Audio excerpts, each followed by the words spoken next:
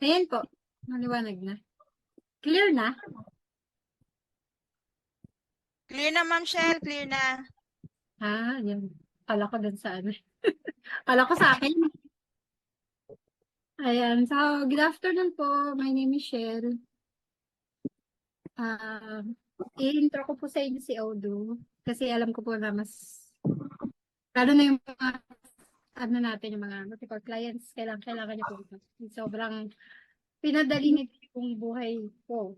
Kaya gusto ko na yung dumali yung buhay niyo po in terms of bookkeeping. So medyo mahaba po yung tutorial, pero kung ano lang po yung pag magkasya dun sa oras natin.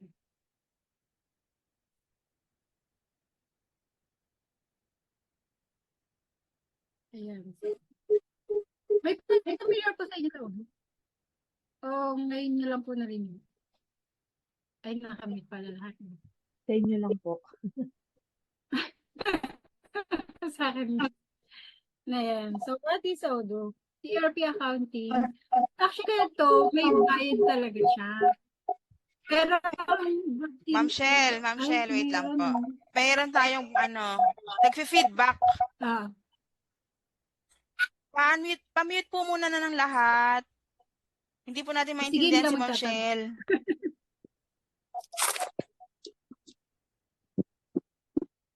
Yan po. Clear na?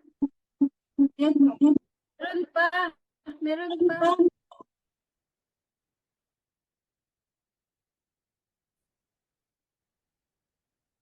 Hindi ko Ayan na po. Ayan. Pwede na, Ma'am Shell.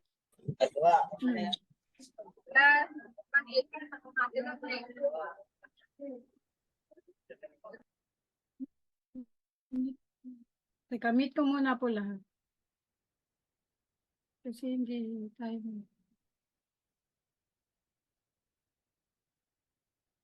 Ayan. Okay na po? Clear na? Clear na Ay, po. si Miss Elsie, oh. Hello, Miss Elsie. Ayan. So, what is OBU? ERP accounting, all-in-one business software. Ang kagandahan po nito, halimbawa po, hello? May, ano, parang may,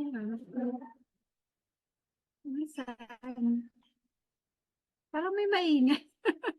Teka lang. Pwede ba yung ko-host naririnig niyo dito, po? Michelle? Pwede po ko-host para, may taga-mute. Sige nga. Na-interrupt ako eh.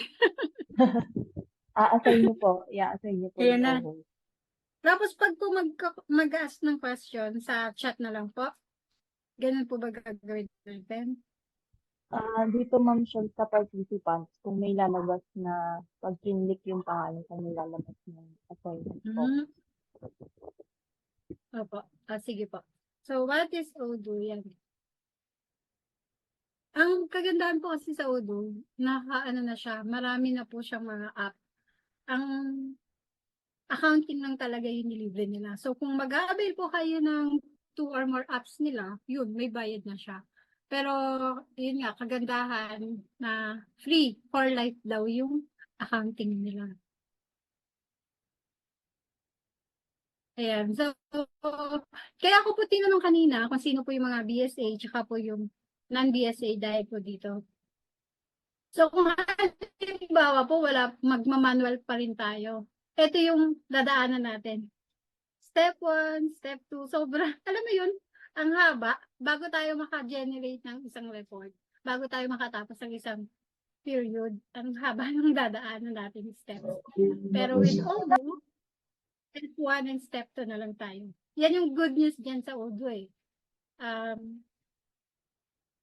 Siyempre, i-record lang natin yung transactions, then si Odoo na yung mag-generate ng report sa atin, mag-summarize, tayo mag interpret na lang regarding dun sa report na i-generate niya. Ayan. So, sabay na po lahat, no? Lahat po naka-register na. May account na po kayo. Sino na lang po yung walang account?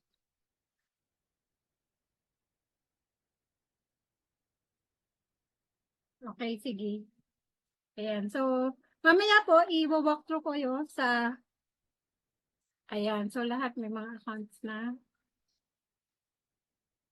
I-walkthrough po kayo dito sa discuss, sa dashboard, sa accounting documents, apps, and settings. Okay. Lahat meron yun. So, ano ba yung perks of Odoo? Bukod sa libre talaga siya. Ayan o, nakalagay na yan o. Free with unlimited. Ayan, simple lang. Simple lang. Sobrang simple lang yung gamitin. Kahit po siguro yung mga may edad na kagaya ko, kayang-kaya na itong gamitin. Ayan, efficient. Kasi automated na siya eh. So lahat ng i-encode mo, si Odoo na yung bahalang magawa ng mga reports natin. Convenient. Kaya ako nasabi na convenient kasi, alam mo yung halimbawa nasa office ka, ito yung gamit mo. Pero, pwede mo siyang magamit eh. Kahit ka mag-cellphone, kahit ka mag-tablet, sa PC, laptop, pwede. Tapos, pwede mo pa siyang gamitin anywhere. Kung, halimbawa, nagbabiyahe ka, may kailangan kang invoice na gawin. Magagawa mo siya through cellphone eh. Tapos, ang dali lang din niyang gamitin na magla-login ka lang. Ayun na, makakapasok ka na sa Odoo. Ito yung pinakagusto ko dito, friendly user. Kasi 'di ba, madami tayong mga bookkeepers ngayon, lalo na ngayon, 'di ba, mga online sellers, napapanahon sila ngayon. So, ang daming mga nangangailangan ng mga bookkeepers, yung mga nag-retired, even yung mga yung mga bookkeepers na nag-resign na, ginagamit na rin po talaga 'to eh. Yan, and hassle-free. Kasi lahat po nandito na sa accounting. Step 1 and step 2, imagine, from step 8 to step 2 na lang yung gagawin natin. Ayan. So, papakita ko po sa inyo yung laman ng Odoo. Wait lang po. Ito na, okay na po kayo dito. No? Na po kayo. Disclaimer. The information provided is for educational purposes only and should not be considered as professional advice. The interpretation is based on my knowledge and my of working experience as an accountant. I am not connected and not endorsing Odoo. I am just one of the users of Odoo.